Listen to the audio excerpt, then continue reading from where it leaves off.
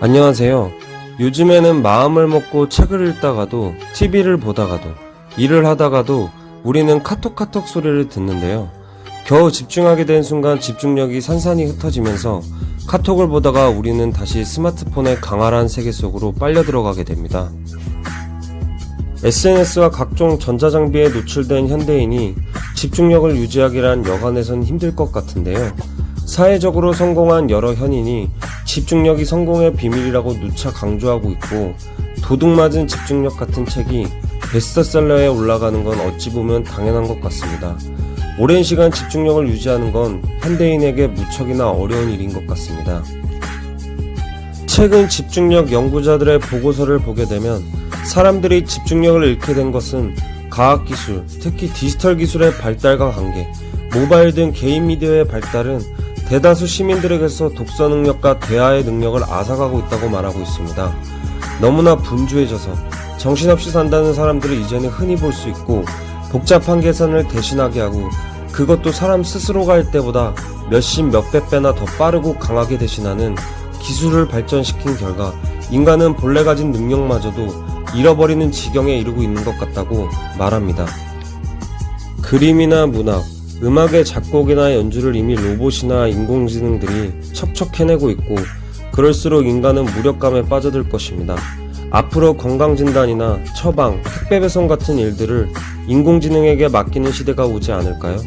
마침내 생각하는 일조차 인공지능에 몫이 되고 나면 인간의 사고 능력은 더욱 저하되고 퇴화될 것입니다. 미국의 앱 개발자인 케빈 홀 씨는 자신이 하루에 스마트폰을 몇 시간이나 들여다보는지 궁금해 이를 측정하는 모멘트라는 앱을 개발했는데요. 수천 명의 앱 사용자 데이터를 분석한 결과 그들은 스마트폰을 하루 평균 3시간 사용했고 1시간에 평균 3번 스마트폰을 집어들었다고 합니다. 한 달로 따지면 100시간, 인간 평균 수명을 80세로 봤을 때 일생 중 11년에 달한다고 말합니다.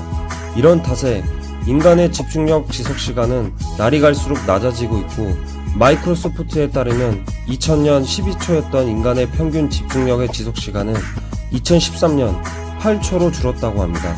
스마트폰이 없으면 불안과 공포에 휩싸이는 노모포비아 증상을 보인 사람 수도 2015년에는 세계 2억 8천 명에 달한다고 합니다. 아마 현재는 노모포비아 증상을 가진 사람은 어마어마하겠죠?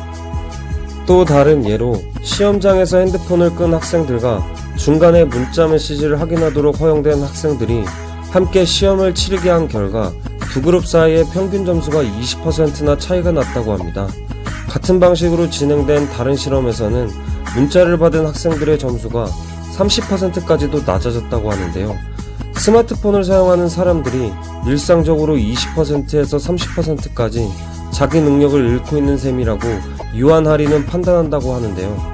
한 사회 안에서 또 인류 전체에게서 그것은 엄청난 양의 지적 능력이 하락이 될 것으로 보인다고 합니다.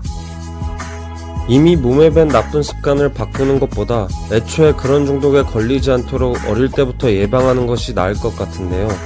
누구나 하나씩 아이패드를 가져야 한다고 했던 애플 창업주 스티브 잡스조차 자신의 자녀들에겐 아이패드를 못 쓰게 했던 것 역시 그런 예방 조치가 아닐까 조심스럽게 얘기해봅니다.